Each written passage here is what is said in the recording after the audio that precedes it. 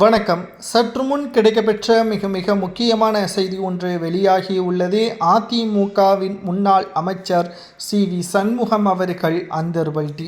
அதிமுகவில் இருக்கக்கூடிய அரசியல் கள நிலவரம் தற்பொழுது பொன்னையன், கே.பி. முனுசாமி இவர்கள் அனைவரும் ஒன்றாக இணைந்து சி.வி. சண்முகத்திற்கு ஆதரவுகளை தெரிவிக்க உள்ளதாகவும், எடப்பாடி பழனிசாமியின் இடத்தை கைப்பற்றுவதற்கு சி.வி. சண்முகம் அவர்கள் முயற்சி செய்ய உள்ளதாக தகவல்கள் வெளியாகியுள்ளது.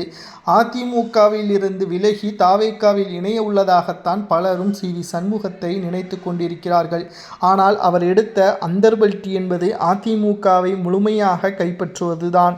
ஒரு கட்சியின் தலைமை சிறப்பாக செயல்பட்டால் மட்டும்தான் கட்சியில் உள்ள அடிமட்ட தொண்டர்கள் வேலையை சிறப்பாக செயல்படுவார்கள். கட்சி ஆட்சியை பிடிப்பதற்கான முழு வீச்சில் பணிகளையும் மேற்கொள்வார்கள்.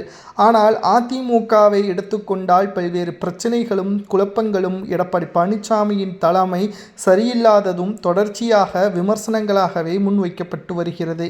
இதனால் எடப்பாடி பழனிசாமி அவர்களை எதிர்த்து சி.வி. சண்முகம் அவர்கள் அதிமுகவை கைப்பற்றுவதற்கான முயற்சியில் தற்பொழுது ஈடுபட்டுள்ளார். சி.வி. சண்முகம் அவர்கள் எடுக்கக்கூடிய இந்த முடிவுகளுக்கு மாஜி அமைச்சர்களும் அதிமுகவின் முக்கியமான மாவட்ட செயலாளர்களும் ஆதரவுகளை தெரிவித்துள்ளனர்.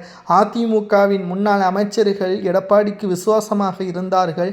ஓபிஎஸ்ஐ புறக்கணிப்பதற்கும் எடப்பாடியை ஆதரவுகளை தெரிவித்ததற்கும் அப்பொழுது நாங்கள் மிகப்பெரிய அளவில் மனவேதனை இப்பொழுது அடைகிறோம் என்பதையும், ஓபிஎஸ்ஐ போல சிறந்த தலைவரை நாங்கள் இழந்துவிட்டோம் என்பதையும், மனப்பூர்வமாக அவரிடம் மன்னிப்பை கேட்கிறோம் என்றும் சி.வி. சண்முகம் உள்ளிட்ட பலரும் கருத்துக்களையும் தெரிவித்து வருகிறார்கள். அதிமுகவில் இருக்கக்கூடிய பிரச்சனைகளுக்கு எல்லாம் காரணம் எடப்பாடி பழனிசாமி மட்டும்தான்.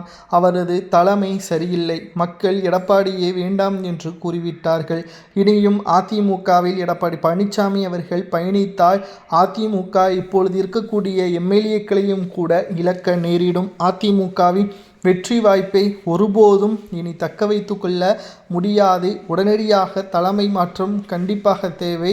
மாவட்ட செயலாளர்கள் அனைவரும் ஒன்று கூடி அதிமுகவின் பொதுக்குழு செயற்குழுவை கூட்ட வேண்டும்.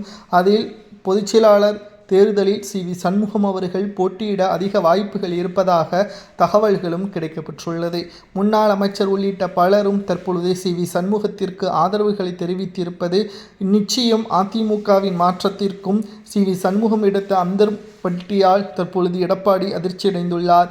மேலும் அதிமுகவை கைப்பற்றும் நோக்கத்துடன் சி.வி. சண்முகம் செயல்படுவது அவருக்கு வெற்றி வாய்ப்பை ஏற்படுத்துமா என்பதை மக்களாகிய உங்களது கருத்துக்களை கமெண்ட் வாயிலாக கூறுங்கள். நன்றி, வணக்கம்.